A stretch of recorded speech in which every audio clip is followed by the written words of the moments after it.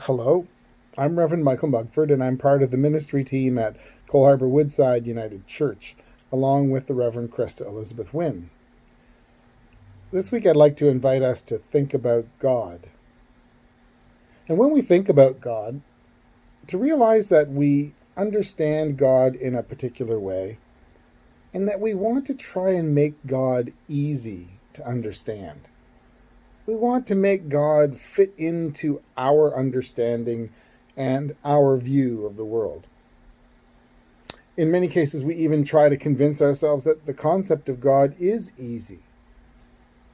But the thought that God is easy to define is a fallacy. God is messy. And what I mean by that is that God, no matter how hard we try, and boy, we have tried, cannot be contained in our human notions and terms. When as people we thought that God lived only on a mountain, we learned that God could be with us in the desert. And when we as people thought that God was in the box which carried the law through the desert, we realized that God could not be contained in the box. And when we thought that God lived in temples, we learned that God was everywhere. And no matter how people have tried to contain God in the box that we call theology, God is messy. God spills out over the edges of the box and flows anywhere God chooses. And I think that Jesus realized this, and that's partly perhaps why he taught people in parables. I also believe he taught in parables because he knew people would understand that they were metaphors and that they wouldn't take them literally. The kingdom of God is not what Jesus said, but rather the kingdom of God is like. In other words, it is like what he is about to describe in the parable he's telling. But at the same time, it isn't like it at all. Parables were meant to be used as a point of beginning to understand a little bit about God and the kingdom of God that Jesus was announcing.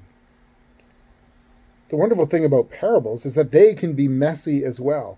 I mean, they can mean different things at different times, and that's the power of the parable. It has its power when it's found to be allowed to do and say what it needs to say, rather than being confined to a box of definition. The Gospels record that the crowd didn't always get the parables at times, and in fact, the disciples often didn't get it either.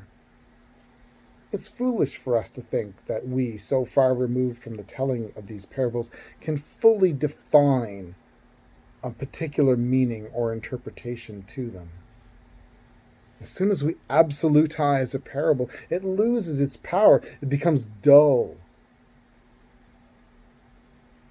and enmeshed in stone.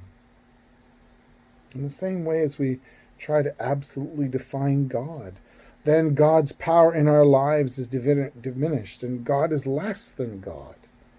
We need to be careful about trying to place absolutes on God and on the parables.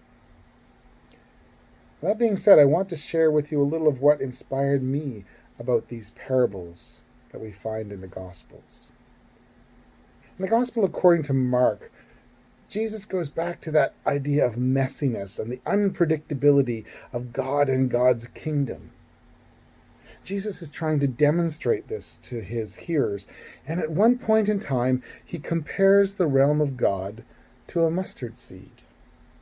Well, now, I don't know about mustard seeds, but I think that if Jesus were to tell this parable today, here in Nova Scotia, Jesus might say something like, "The kingdom of God is like a dandelion seed, one of the smallest seeds, but can cover an entire field in yellow in only a short time."